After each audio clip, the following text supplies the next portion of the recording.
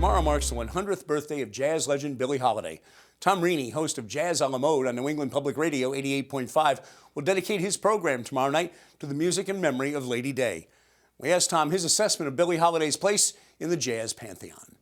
One could hardly exaggerate the importance of Billie Holiday in a lot of different ways, but to begin with, Billie was one of the first singers who we might think of as a microphone singer, someone who was singing to the individual, and that lent an intimacy to what was already kind of a strong emotional content in her music that connected with listeners in a new way in the 1930s. Interestingly, Billie Holiday made her first recordings in 1933, in the very same week that Bessie Smith, who was a booming, filled a theater with that voice singer of the blues, made her last recordings. So a real sort of significant, almost sea change in the style of American singing took place in that very week of Billie's debut in 1933. There were other singers who were working in a similar mode, Louis Armstrong, Bing Crosby, and others, but Billie, among female singers, was one of the first to connect with people in a much more intimate manner. Before we talk more specifically about her art, let's talk about what I think, and please feel free to disagree or correct me, but what I think were things that were formative to her and her art, even to her titling her autobiography, Lady Sings the Blues.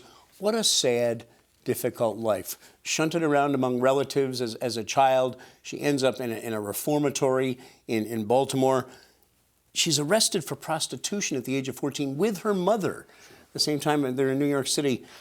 How formative, I guess, this must have been to the artist she became. Oh, certainly, yeah. There are so many things about Billie Holiday's life and story that are just downright disquieting.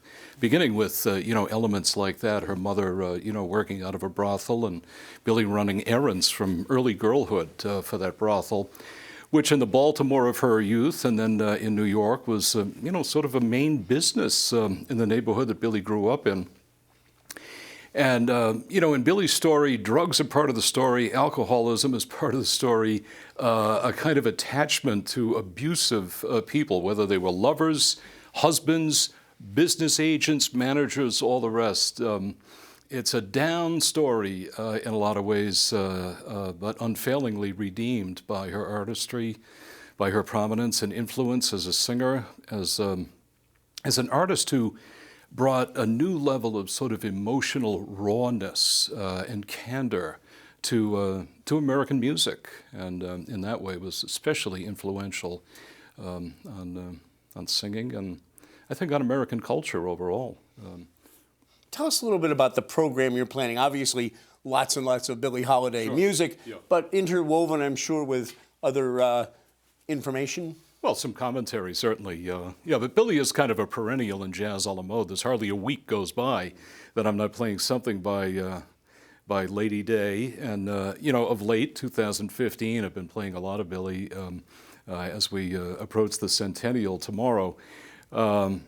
So tomorrow night will be kind of a grand survey of her career, which has 3 or 4 distinct components. There's the work in the 1930s when she was young and lively and insouciant and was singing with the great swing-era musicians of her day, Teddy Wilson, Benny Goodman, Lester Young, and many other great artists of that caliber.